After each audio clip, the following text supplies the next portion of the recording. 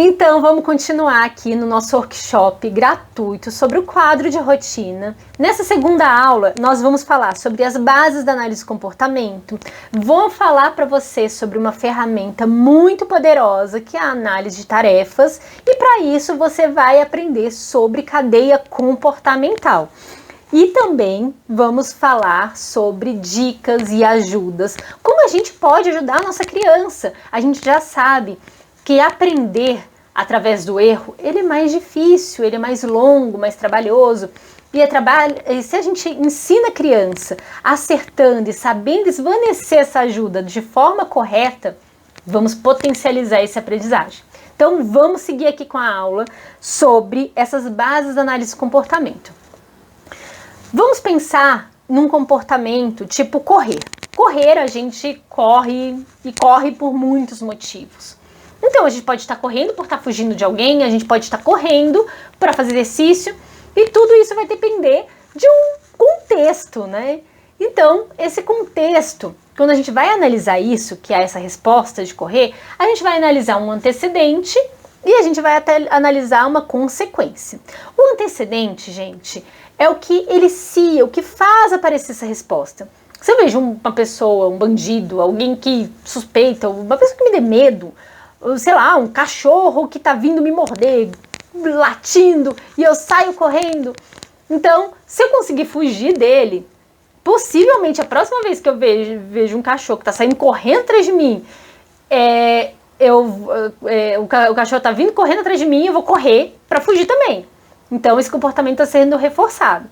Eu posso correr simplesmente por estar fazendo exercício. E a consequência disso, aquela sensação de nossa, que bom, dever cumprido, estou me sentindo bem, aquela sensação de aquela endorfina no corpo, toda aquela sensação, reforçar esse comportamento de correr. Então, a resposta a correr é a mesma, mas o comportamento é diferente. Então, isso é muito importante que a gente entenda que o comportamento ele tem essa composição. O que vem antes, que ele inicia esse comportamento, e a consequência que reforça ou pune o comportamento. E a punição, o que é a punição? A punição é diminuir a frequência desse comportamento aparecer. O reforço é aumentar a frequência deste comportamento. Então, esse comportamento, ele está aumentando de frequência, ele está aprendendo. Quando a gente está falando sobre aprendizado, a gente está querendo, normalmente, que esse comportamento apareça mais vezes. Então, a gente vai trabalhar reforçando o comportamento. E como a gente pode reforçar o comportamento? Tem algumas coisas, como eu falei sobre correr. Eu corri. E o fato de correr me fez bem. A endorfina ali no corpo, aquela sensação assim, dever cumprido. O próprio comportamento de correr reforçou eu correr mais, eu querer em outro momento correr novamente por conta dessa sensação. Mas nem sempre essa associação é tão rápida. Principalmente, por exemplo, no início que a gente está começando a fazer exercício físico, às vezes isso daí não é tão bom. Mas se chega uma pessoa e fala, nossa, parabéns, você conseguiu, que legal. Ou você, por exemplo, eu sou alucinada com dados, gente. Eu adoro marcações. E eu faço um quadrinho ali, onde eu coloco uma estrelinha dourada toda vez que eu corro. E depois de uma semana eu vejo todas aquelas estrelinhas, eu, caramba, que legal. E digamos que depois de uma semana, eu me dei o direito, porque eu estou correndo, eu estou diminuindo ainda por ser minha ingestão de açúcar e toda essa questão, mas eu me dei o direito de falar, vou comer um chocolatinho. Vou comer aquele chocolatinho que ficou me esperando a semana inteira. E isso daí me ajude a manter a frequência desse comportamento alta, de correr. Então, eu estou aumentando a frequência desse comportamento. Então, nem sempre a ligação vai estar direta. Então, às vezes, a gente vai ter que usar outros mecanismos, sem ser a própria resposta, né? A própria coisa que você está fazendo ali, que é correr, não necessariamente ele vai reforçar no primeiro momento o comportamento. Às vezes, a gente vai ter que usar um reforço extrínseco. Então, por exemplo, uma coisa que a criança goste, uma comida, um objeto, um brinquedo, para que ela associe essa coisa legal ao comportamento de fazer isso. Conforme ela for vendo que esse comportamento é benéfico e ajude ela a acessar outras coisas, a gente não vai precisar mais usar isso. A gente não vai precisar mais usar esse reforçamento extrínseco. E a própria atividade vai se tornar reforçadora para ela poder atingir outras coisas mais interessantes. Esse é o nosso objetivo e o quadro de rotina ele vem para isso. Que através de ela seguir isso, vai melhorar a qualidade de vida. Como eu já falei, se o quadro de rotina não está trazendo benefício, ele não está trazendo coisas interessantes para a criança, está piorando essa questão de rigidez comportamental e tudo, está trazendo um transtorno para a família, a gente tem que repensar em tudo isso, tá bom? E aí a gente segue para uma seguinte questão. Eu acabei de falar que a gente tem um comportamento, e esse comportamento, ele é composto por um antecedente e ele é composto por uma consequência. Mas os comportamentos, eles não acontecem no vácuo. A gente não simplesmente se comporta e pronto, acabou. Não tem mais nada acontecendo. Não, gente. Um comportamento depende de um outro comportamento, que depende de outro comportamento. Então a gente tem uma cadeia comportamental para tudo. E o mais interessante é que conforme a gente vai aprendendo, essa cadeia ela fica tão estabelecida que a gente faz no automático essa cadeia. Então vem uma coisa, depois outra, de forma automática. E isso vira um momento, né? Igual na inércia que a gente aprendeu na física, que os corpos eles tendem a permanecer em movimento. Então, a mesma coisa os nossos comportamentos. Quando a gente inicia essa cadeia comportamental, a gente tende a seguir esse momento comportamental. Isso para coisas boas e para as coisas ruins também. Comportamentos inapropriados, eles vêm nesse momento comportamental. Eu gosto de falar desse jeito.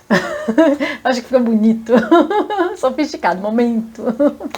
Mas, tirando a brincadeira, a gente tem essa tendência de seguir essa inércia comportamental. E quando a gente está analisando uma cadeia, a gente vai fracionar isso. Então, vamos lá pensar na cadeia de escovar os dentes. Afinal, depois do café da manhã, a gente escova os dentes. O que acontece quando a gente escova os dentes? Eu ligo a luz do banheiro, porque meu banheiro é escuro. Liguei a luz do banheiro, eu peguei minha escova de dente e minha pasta de dente. Minha pasta de dente está lacrada, eu tenho que abrir a pasta de dente. Aí eu abri a pasta de dente, coloquei a escova ali no cantinho e esmaguei a bisnaga, colocando um tantinho, mas eu tive que esmagar a bisnaga na precisão para não virar aquele bolo de pasta de dente, né? Que tem gente que parece que come pasta de dente. Não, pasta de dente é uma gotinha e pronto. É só ali uma gotinha que você coloca na ponta ali da escovinha e pronto. Molhei a minha escova, abri a torneira, molhei a minha escova. Ok. E aí, como é que começa? Você começa pelos dentes de baixo?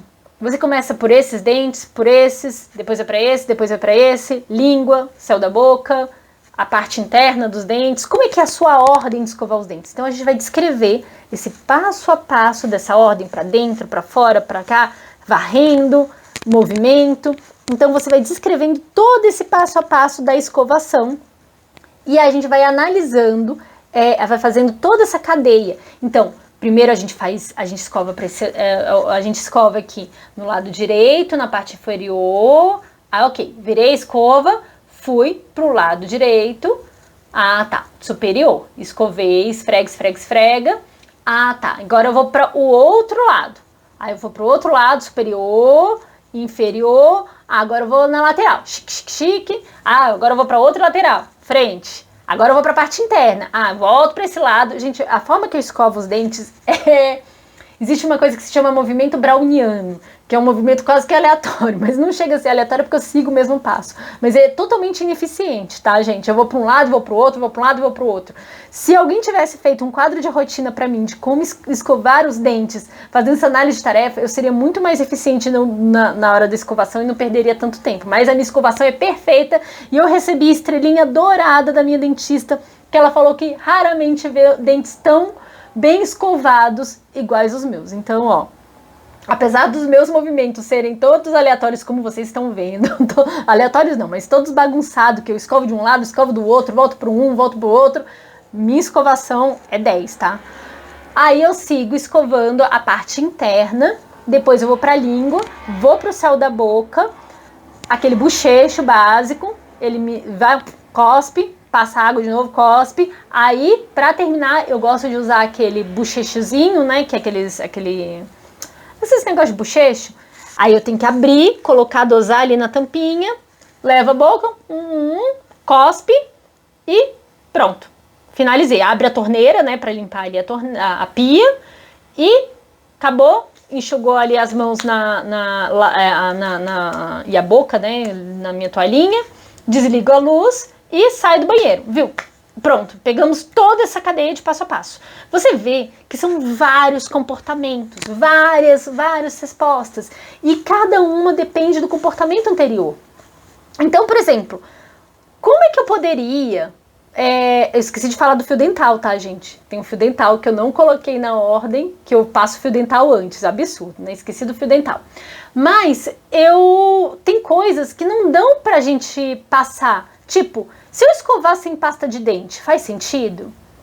Se eu escovar com a escova seca, faz sentido? Se eu passar água antes de escovar e depois não passar água depois... Entende? Existe uma ordem que é necessária. Às vezes essa cadeia comportamental, ela é tão amarradinha, um comportamento depende tanto do anterior, que se você não seguir esse passo a passo, ele não dá certo. Tipo, amarrar o cadarço. Amarrar o cadarço exige todo um passo a passo que, se você não fizer um dos passos, você não vai conseguir amarrar seu cadarço. Quem usa gravata, homens que usam gravata sabem muito bem. Existe todo um passo a passo para você dar um nó de gravata, que se você erra um passo, você já sabe que você não vai prosseguir. Você vai ter que desfazer e começar do zero, por exemplo. Então, isso é muito importante de entender, que essa cadeia comportamental ela é muito importante. A gente pode fracionar pequenas tarefas, como escovar os dentes, colocar as roupas, colocar os sapatos, e isso pode fazer parte de um quadro de rotina, para que a criança entenda visualmente como ela vai fazer cada etapa, para que ela não fique dependente, por exemplo, de um comando verbal para aprender isso.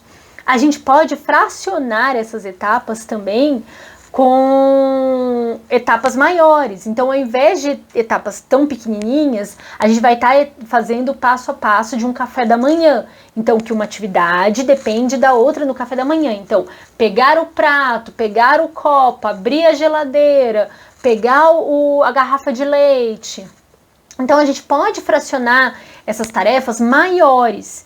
E aí, a gente também pode fracionar tarefas que englobam várias tarefas. Então, a gente vai e a gente agrupa, na verdade não fraciona, a gente agrupa essas tarefas maiores para entender a composição. Café da manhã, almoço, jantar. Então, a gente ir para a escola, ir para o parquinho, ir para a aula de natação. Então, a gente vai agrupando várias atividades menores numa grande atividade. Então, a gente pode fazer tanto do global e fracionar até uma unidade que a gente não consiga fracionar mais para ensinar para a criança, como a gente pode ir dessas frações, agrupando, até chegar numa atividade global que você vai estar trabalhando com a criança. E aí, nessa minha ferramenta que eu criei, esse guia, você vai encontrar uma folhinha onde você vai estar ali. Você vai preencher a tarefa e você vai descrever esse passo a passo. E aí você vai descrever como você vai ajudar a criança em cada passo. Como é que ela precisa de ajuda? Se você vê, na hora que você for fazer essa análise, que a criança precisa de mais ajuda nas últimas tarefas, então a gente vai começar a dar a independência da criança de trás para frente. Então você vai marcar ali que tem uma setinha que você vai dar ajuda de cima para baixo ou de baixo para cima. Crianças que têm mais dificuldade de aprendizado, normalmente a gente dá ajuda de trás para frente. Então o que acontece? A gente vai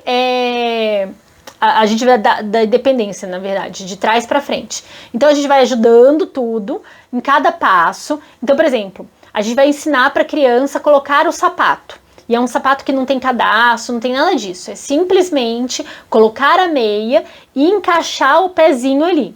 E aí o que você vai ensinar? Você vai colocar a meia até um trecho e ela vai e puxa o resto da meia. Então você vai ensinando ela a pegar a meia, todo esse passo.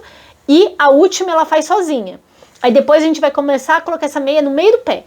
A gente só dá ajuda até colocar ali depois os dedinhos e ela vai puxar o resto. Até o ponto que ela faça todo o passo a passo sozinha. Então, você vai descrever como é que você vai dar ajuda em cada passozinho no momento de colocar a meia. A melhor forma de você fazer isso é filmando. Você filma como coloca. Você coloca em você também para você observar como é que você faz cada passo. Você filma como você está fazendo na criança. E aí você vai descrever. E aí, depois disso, você vai começar a acompanhar isso daí. Toda vez que você fizer com a criança, pelo menos uma amostragem, você filma e você vai e coloca os passos que ela precisou de ajuda e os passos que ela fez com independência, que ela fez sozinha. Então eu coloquei essa nomenclatura, essa forma de simbolismo, que é uma bolinha com uma cruz, quer dizer que a criança faz, que ela faz sozinha. A bolinha só quer dizer que ela faz com ajuda. Deixa em branco o que ela não consegue fazer sozinha. Então, o que ela ainda não faz sozinha, você deixa em branco e aí vai preenchendo. Se você for esvanecer essa ajuda de trás para frente ou de frente para trás, você vai ver como é que o gráfico vai ficando. Então, você já vai vendo um gráfico de como você vai estar ajudando essa criança. Você, como eu falei, essa análise de tarefas você vai poder fazer de atividades mais minuciosas, unidades, como você pode fazer também de forma global, que é a questão do café da manhã, que são coisas mais globais, coisas que cada atividade engloba muitas pequenas atividades, mas a criança já faz. Então, o que importa pra gente é a gente entender o global, se ela faz o conjunto sozinha. E partindo daí, né, por exemplo, vamos lá, a criança que já consegue pegar a garrafa de leite e derrubar no copo certinho, já consegue, por exemplo, pegar as colheres, só que ela não consegue ter o planejamento desse passo a passo global, do tipo pegar o copo, pegar essa ordem, ela se confunde muito nessa ordem, então a gente vai ensinar isso para ela. E aí venho sobre os tipos de ajuda, gente. Quando a gente está fazendo essa parte de análise de tarefas, a gente costuma dar muita ajuda física, mais do que uma ajuda oral. A gente pode até dar ajuda oral, de pega assim, faz assim, mas normalmente o que a gente quer quando a gente está fazendo coisas motoras é que ela tenha essa memória motora. Então, para isso, para ela formar essa memória motora, é importante que ela esteja muito mais dedicada a esse movimento, a entender isso daqui, do que dicas vocais que a gente vai estar dando. Então a gente vai ensinar, por exemplo, uma ajuda mão sobre mão, fazendo todo o movimento da criança, é uma ajuda física total. A gente pegar no bracinho, no ombro, já é uma ajuda física parcial, que a gente vai estar dando para a criança. Essa hierarquia de dicas eu vou colocar aqui para vocês entenderem. As ajudas verbais, elas também, as ajudas vocais que a gente vai estar dando de ela fazer tal coisa, elas também são esvanecidas. E outra coisa também, que é muito poderosa nesse momento, são os atrasos de dica. No momento que você começa a sentir que a criança está começando a fazer, a gente atrasa.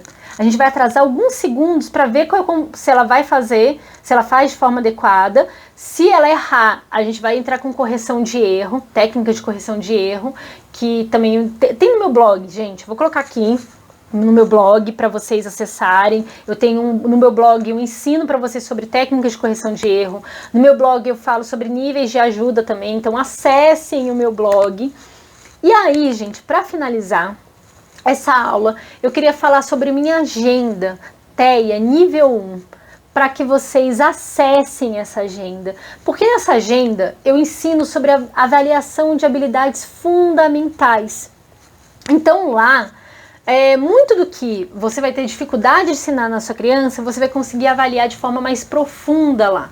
Então acesse a minha agenda, ela é gratuita, tá no meu site, tá aqui o endereço para vocês, www.daniacf.com/agenda. Você vai acessar essa agenda, ela é gratuita, baixe para ajudar.